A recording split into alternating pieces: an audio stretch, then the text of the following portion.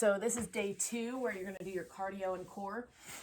So cardio is 40 minutes of rowing today. And then you're going to go into your 2 to 3 rounds of core. So you start with your reverse crunches. And so for a reverse crunch, I would either grab something like heavy, a dumbbell, a kettlebell, or just hold on to something behind you. You're not really using it so much to really grip down, but it's just something to give you something to think about holding overhead with. So our main goal with reverse crunch is just making sure that the lower abs are doing a lot of that work. So you're going to hold the weight behind you, really trying to keep your heels as close to your hips as you can. Sometimes people will put a foam roller behind their knees just to give that extra emphasis for that. But keep your heels down and then draw the lower abs to the ground as you curl your knees towards your chest and then come down under control. You can tap your toes to the ground, come back in, pause, and then use your lower abs to draw you up, come back down under control, and tap. So you'll do all your reps like that. Again, as I was saying before, a lot of times people will try and throw their legs up. I don't want you to do that. I want you to keep the heels down, come in, pause, use your lower abs to really scoop you up. Okay, so then you're going to go to your cable side plank row. So you're going to get into your side plank position, have your cable set up low to the ground. You're going to get into your side plank position. If you want to, you can place your top foot in front of your bottom foot instead of stacked one on top of the other. It's just preference, whatever is more comfortable for you. Really making sure though that your hips stay stacked. So when you're in a side plank, you want to make sure your hips stay stacked. You don't want your hips dropping back or too far forward. So when you come up into your side plank, they should be straight up. And again, you can put that top foot in front. Sometimes that helps to keep the hip in a better position. So you're going to start here in your side plank position. You're going to pop up into your side plank, and then you're just pulling, and you're going to do that row as you hold your side plank. You're holding your side plank the whole time as you do all reps on one side, and then you'll switch and do all reps on the other side. So maybe this might be a better angle. So shoulder packs in, drive up, and then pull, and control back in, pull, and control back in. So again, really trying to make sure that core is working. That weight's going to try and pull you. You want to just stabilize as much as possible. The next one is a banana roll. So for this one, you might have seen like hollow rocks or just hollow body holds. So this is just a variation of that.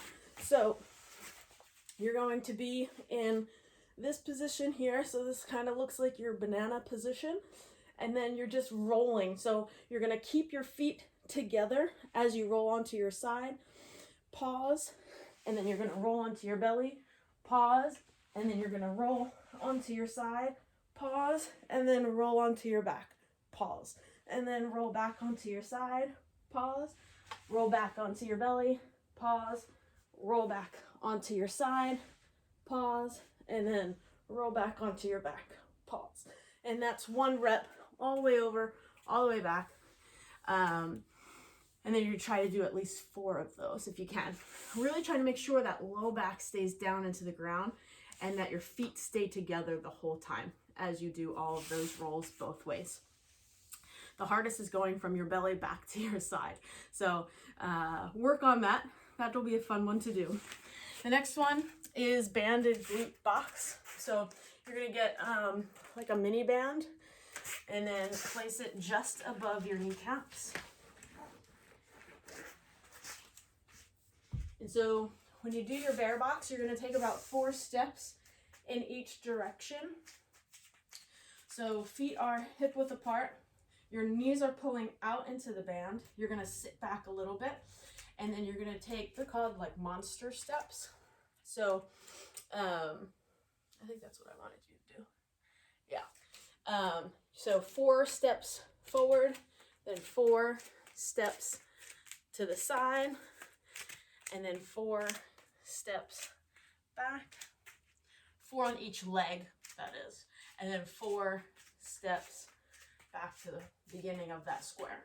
So that's 1 square. Then you could go back the other direction, 4 lateral, 4 monster steps. Again, as we do these, when you do your monster steps, you want to roll from heel to toe, and your knees are constantly pulling out into the band.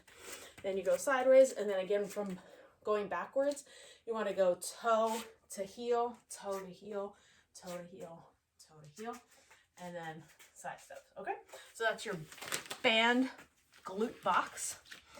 And then we finish with a cable plank row.